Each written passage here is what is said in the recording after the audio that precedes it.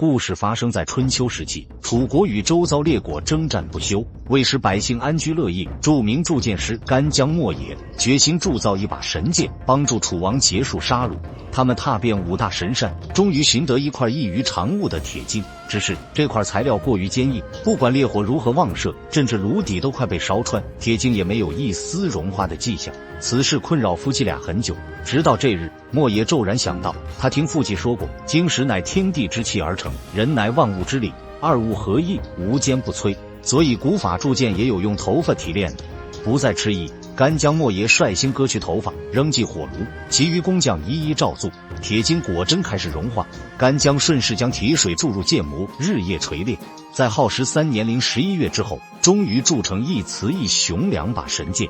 第二天，干将就带上其中1柄献给楚王。楚王大喜，他一眼就看出此剑不凡，削铁如泥，无坚不摧。手指无意间轻碰一下，竟然都会受伤。楚王询问干将是否还能找出比这更好的剑，干将不愿撒谎，随即回复：此剑是采用5山之铁镜6合之金鹰而铸，如果能有比这更好的铁镜，他自然能做出更强的神剑。谁知话音刚落，楚王就突然暴起，一剑将干将头颅砍下。紧接着，楚王又吩咐手下军官去把铸剑坊烧掉，所有铸剑参与者，尤其是干家的家人，通通灭口。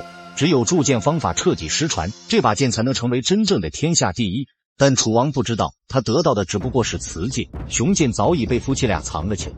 原来楚王生性残暴多疑，干将献剑之前就有不祥的预感，若自己遭遇不测，就让儿子将来用雄剑割下楚王的脑袋，为他报仇。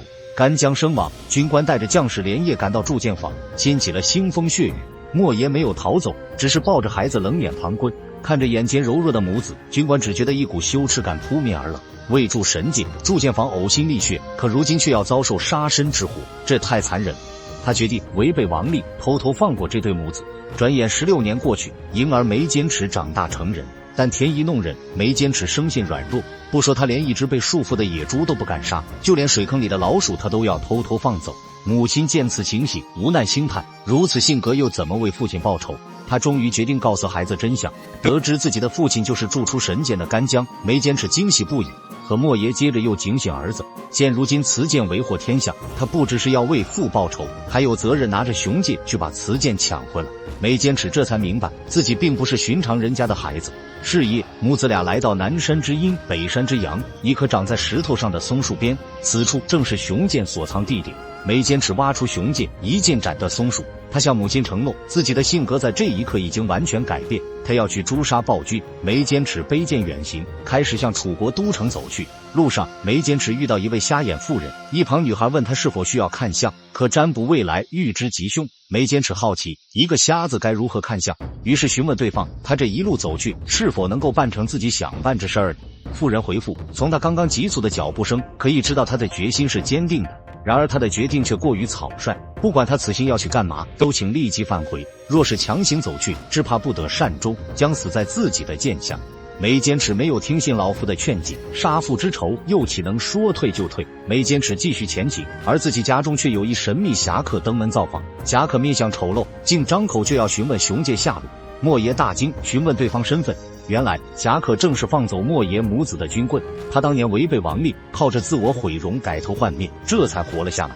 他来此的目的是为了寻得雄剑，去诛杀残暴的楚王。这些年他曾有过多次刺杀行动，但都没能成功，就是因为没有能与之匹敌的武器。然而梅坚持刚走，这一趟他注定是无功而返。再说梅坚持赶至都城，碰巧遇到楚王要出城狩猎，他拔出宝剑，霎时冲向楚王，不料楚王拿出雌剑抵挡，竟将他的雄剑砍成2段。所幸这一切不过是幻想一场。梅坚持回过神来，鼓足勇气再次拔剑，可这一次楚王已随着车队远远离开。梅坚持不愿轻易放弃，在楚王回城的必经之地，他再度出现，冲杀过去。毕竟只是10多岁的懵懂少女，梅坚持一路叫喊，还没等他靠近，就已被楚王发现。所有弓箭手齐齐射箭，梅坚持瞬间就被击退。还好那侠客及时赶到把他救下，否则难以生还。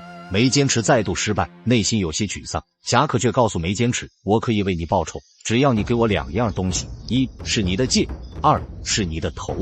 看出梅坚持的迟疑，他接着说，你不要疑心，我将骗取你的性命和宝贝，这全由你，你信我便去，不信我便亡。眉间使王问侠客：“你为何要替我报仇？”侠客回复：“你的仇也是我的仇，更是所有楚国百姓的仇。当你楚王得到辞剑后，所向披靡，一连征服周遭10余个国家。可他生性残暴，给百姓带来的却是严苛暴政，已然成为天下人之共敌。而只有得到你的这2样东西，才能接近楚王，才能对抗他手中的宝剑。”眉间尺思虑片刻，猛然想到瞎眼妇人所也，恍然大悟。他双手举剑朝着星空一拜，而后走到将军面前，从后脊一把摘下自己的头颅。这是眉间尺的信物，也是侠客无声的承诺。侠客拿着眉间尺的人头面见楚王，说要借此人头为楚王玩一个把戏。待漫天星宫之时，将孩子的头放入水中，这头便随波上下，跳舞摆顿，欢喜歌唱。这歌舞为一人所见，便解愁释闷；为万民所见，便天下太平。楚王本就信奉鬼神，对这祥瑞之事大感兴趣。是夜，城中摆放一口金鼎，鼎下燃起大火。侠客把人头放入其中，口中咒语不断，还不时加一些不明物体。人头果真在水中变幻不断，甚为玄妙。楚王大喜，认为此乃祥瑞。可没持续多久，人头再次沉入水中。楚王质问侠客为何停止，侠客急忙拱手道歉，声称人头正在鼎底跳神奇的团圆舞，不靠近是看不到。他也没有法术使他上来，因为做团圆舞必须在鼎底。楚王心生好奇，果真来到鼎边查看，可观赏一阵，却也没有见到所谓的团圆舞。刚想发怒，侠客已经拔剑。楚王反应极快，他持剑抵挡，竟发现自己的神剑居然敌不过对方，结果只能被侠客斩去头颅。旁边的士兵反应过来，齐齐刺向侠客。侠客没有抵抗，而是毅然割去了自己的头颅，任其掉入鼎中。3个人头在沸水中翻滚撕咬。等到柴火熄灭，鼎中只剩下3个骷髅头，3个骷髅头的形状完全一样，没有人可以辨别他们的身份。为了防止误把刺客当成楚王，大臣们只能按照同等规格设金棺3副，修王墓3座，3人分葬，同享王礼。这正是后世闻名的3王冢。这个故事源自古代小说《搜神记》中的3王冢，后经鲁迅先生改写，成为人们津津乐道的一个历史故事。